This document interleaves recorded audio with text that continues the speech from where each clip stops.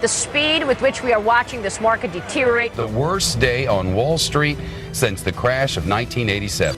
Leadership or offered environmentally friendly policies and technology. We see this time and time again from BlackRock. They do something that seems like they're moving in the right direction. And said that gun manufacturers should do more to protect the lives of the American people. Said these companies about improving safety, but so far, so does its engagement with authoritarian governments. Or unknowingly, given BlackRock money, self-imposed mandates to help reduce that over time.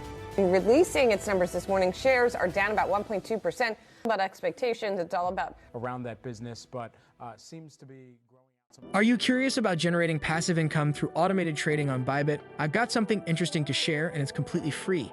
Click on the link below to follow along with my trades, and you won't even need to sit in front of your computer all day. You can also take a look at my monthly trading earnings, which I'm sharing openly by clicking the link in the description. It's all about making financial gains at your own pace. Check it out. Some support claims that users of the Sum wallet are seriously at risk from this system update. This particular risk relates to their data security. The problem at hand is the possibility of harming the Sum wallet's safe data store, which would render the application unusable. Some people have suggested taking quick action if they have already installed the update and are having problems. The Samsung System Update team advises people who haven't installed the software upgrade to make sure their secret key is there before moving on. When something goes wrong with the system, it goes wrong. When the Samsung software update is finished, it is advised to delete some apps, reinstall them, and then import the account using the secret key in cases where the key is still intact. This step is essential to guaranteeing the Sum wallet's operation and security. Owners of Sumton Gem cards can import the card once more to guarantee the accuracy of the data associated with their accounts. In a similar vein, after applying the Samsung update, those who have written down their secret numbers ought to import them again. Before downloading and installing the Samsung software update, some customers advise rekeying their accounts if they are unsure of the status of their accounts or secret keys. Some advise customers to get in touch with the Sum Support X app on the application if they need help. The support team advised users not to rely solely on social media support for assistance. The increasing quantity of phony support accounts on X is the cause of this. Some emphasize that there is no connection between the warning and any security breach in customers' wallets. Instead, it is related to a problem with the most recent Samsung software update. Some have issued a warning, which emphasizes the need for caution even while utilizing self-custodial wallets. No one has reported losing money with funds. Even if there may not be a security concern here, caution is nevertheless advised. Numerous investors in XRP have reported instances where their self-custody wallets were compromised. An XRP community member complained on this month, claiming that she had lost thousands of XRP from her Ledger wallet. Furthermore, a different XRP investor also voiced her concerns on YouTube 2 months prior regarding the loss of thousands of XRP coins from her ledger. On the other hand, industry observers have blamed the user's own carelessness for these losses. This investor, for example, purchased her Ledger wallet from a third-party vendor. Now for the day's big query. Given that XRP has broken beyond the 54-cent price threshold with an 181% volume, what will happen next? Remember to click the notification bell and subscribe to our channel if you want to be the first to know about new developments about XRP. It was a significant accomplishment for XRP to break through the 54-cent price barrier, as it had not done so since October 4. This increase is the outcome of an incredible rise that has sent the price of XRP up 15% since October 12th. On October 19, XRP jumped 6.54% in a single day, breaking over the 21-day exponential moving average. At 51 cents, the 50-day moving average is about to surpass the 200-day moving average. A golden cross, which typically denotes a continuation of the bullish trend, would be triggered if this happened. The rising volume indicates that market players' interest has increased in XRP as a result of its price surge. The trade volume of XRP has increased by 181.4% in the last day, hitting $1.9 billion, a level not seen since August 18.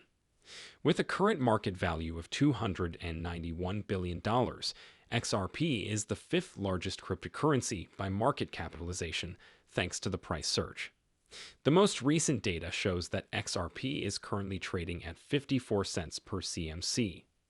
After taking control of the 54-cent region, XRP now faces resistance at 55 cents, which is located at the Fibonacci level of 1. If this level is broken, more gains may be possible, maybe achieving the next barrier at Fib 1.618 or 59 cents. Nevertheless, the bulls must hold 54 cents in order to maintain this positive momentum.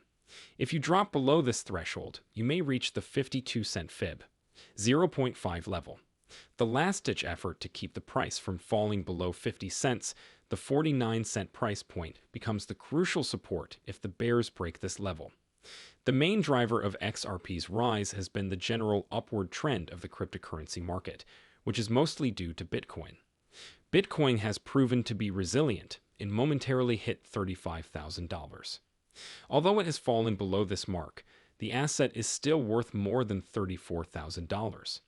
Investor confidence is growing, particularly as talk of a spot ETF picks up steam. Recent events include the SEC's regulatory clearance for modifications to the Grayscale Ethereum Futures Trust, as well as the inclusion of the iShares BTC Trust in the Depository Trust and Clearing Organization. Additionally, the recent rejection of the SEC's allegations against Ripple's executives by Judge Annalisa Torres has added to the rise in XRP in the Ripple v. SEC case. Please make sure you hit the notification bell, subscribe, and like the video.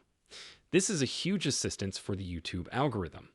Additionally, by forwarding this video to as many people as you can aid in enlightening others in the same way that you have been enlightened. Let's spread this news far and wide, guys. Don't miss any of our articles if you are a serious enthusiast of cryptocurrencies. We'll discuss the most recent news that affects our community as a whole when we see you tomorrow. Greetings, guys. Judge Torres has signed an official order dismissing the SEC complaint against the Ripple executives. A prominent self-custodial wallet for the XRP ledger has, incidentally, sent out a serious warning to Samsung customers, more especially those with Samsung Galaxy S21 handsets.